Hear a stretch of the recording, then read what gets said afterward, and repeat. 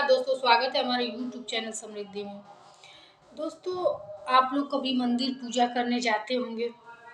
पूजा करते जाते समय क्या-क्या छोटी बातों का ध्यान रखना चाहिए, ये मैं आप लोगों को आज बताऊँगी।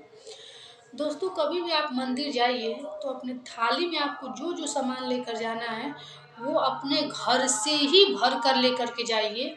कभी भी रास्ते में उसको खरीद के भरना या वहाँ किसी से माँग कर के भरना, ये एकदम गलत होता है। आपके पास जो भी कुछ रहे, अपने घर से उस थाली को सजा कर के लेकर जाया कीजिए और एक बात का एकदम ख़्याल रखा कीजिए, उधर से थाली आपकी खाली ना आए। वहाँ से कुछ भी भगवान के दरबार से फूल-वूल उठा के, प्रसाद उठा के अपने थाली में आप भर लीजिएगा। कभी-कभी क्या करते हैं, कभी-कभी नहीं, मैं भी अपना बात बता रही हूँ, जब हम छोटे थे, ध्यान नहीं दे पाते थे।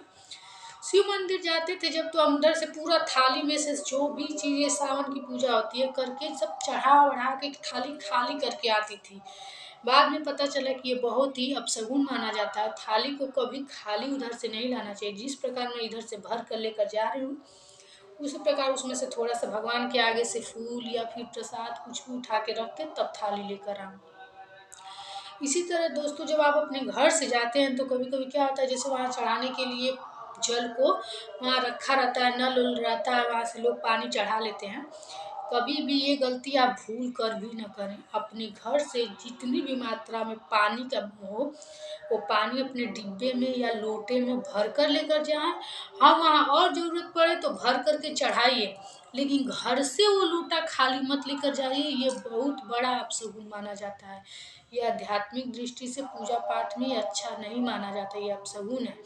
इसलिए आप कभी भी लोटे को खाली मत लेकर जाइए और जब उधर से पूजा-पाठ करके लोटा खाली हो जाए तो 1 लोटा जल वहीं से कहीं से भर कर के तभी वापस आइए, अन्यथा वहाँ से भी लोटा खाली लेकर आना अच्छा नहीं है। जैसे लोटा भरा जा रहा है, वैसे लोटा भरा घर में आए, यही शुभ माना जाता है, यही पूजा-पाठ का फल है। लोटा भरा जाए और लोटा भरा आए। अच्छे दोस्तों, जानते हैं, कभी भी बहू बेटियों की विदाई होती है तो चाहे वो मायके से ससुराल जाए, ससुराल से मायके आए, उनके आँचल में 5 चीज़ ज़रूर रखे जाते हैं। इसको कभी भी, चाहे वो किसी भी परिस्थिति में आती-जाती हो, उनका आँचल खाली नहीं रखा जाता है, इसलिए कि ससुराल से भी वो भरी रहे और मायके से भी भरी रहे। पूजा पाठ में भी इसी तरह है, लोटा को घर से कभी खाली मत लेकर जाइए और भगवान तो आपको बहुत कुछ दे, इसलिए लोटा को भर के लेकर के आइए।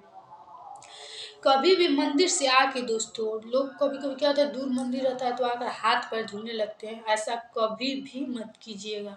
पैर धुल कर के घर में आना बहुत ही अशुभ माना जाता है। भगवान के दरबार से आप आए हैं, इसलिए पैर मत धुलिए। उसी तरह आप अपने घर में आइए, काम कीजिए, कोई भी नेगेटिव ऊर्जा आपका बाहर से नहीं, मंदिर में नेगेटिव ऊर्जा तो रहती नहीं है कि आपके यहाँ फँस जाती है।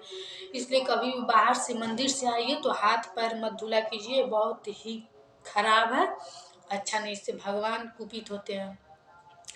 कभी भी मंदिर से आ कर के गंगा स्नान जैसे आप करके किसी पवित्र नदी से आए हैं, तो उसी नदी में अपना जो भी कपड़ा पहनी हैं, उसको खंगाल लीजिए। घर आ कर के फिर उस कपड़े को दोबारा निरमा लगा कर के, डिटर्जेंट लगा के धुलने की कोशिश मत कीजिएगा, ये अच्छा नहीं माना जाता है, क्योंकि गंगा नदी पवित्र नदियों से अच्छा आपका डिटर्जेंट तो हो नहीं सकता।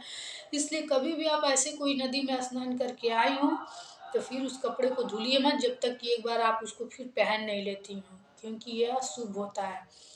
इसी तरह कभी भी आप नदियों में स्नान करने जाएँ तो चप्पल पहन के न जाएँ, चप्पल निकाल के जाएँ। नदियों में स्नान करते वक़्त कभी भी थूका नहीं जाता है और अशुभ स्थिति में नदियों में स्नान नहीं महिलाओं को करना चाहिए। इसका पूरा ध्यान रखना चाहिए, क्योंकि कोई फल नहीं मिलता है।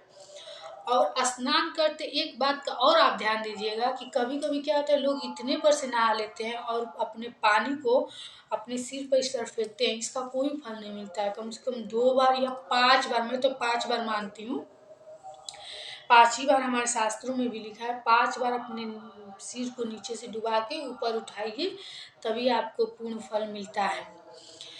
और जैसे दोस्तों क्या हुआ कि ये तो मैं बता चुकी कि उसमें थूकना नहीं चाहिए, अशुभ दिनों में उसमें स्नान नहीं करना चाहिए।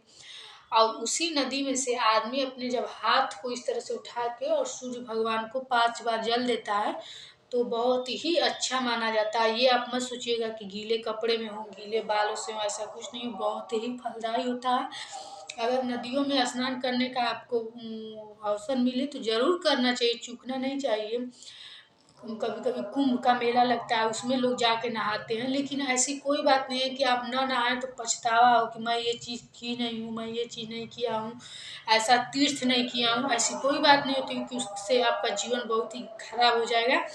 आप एकदम निश्चिंत पूर्वक अपना जीवन जिए और गंगा जल मिला के आप अपने जल में नहाने के पानी में स्नान कीजिए, खूब फलदायी होगा, खूब पुण्य आपको मिलेगा, इसमें कोई संशय नहीं है।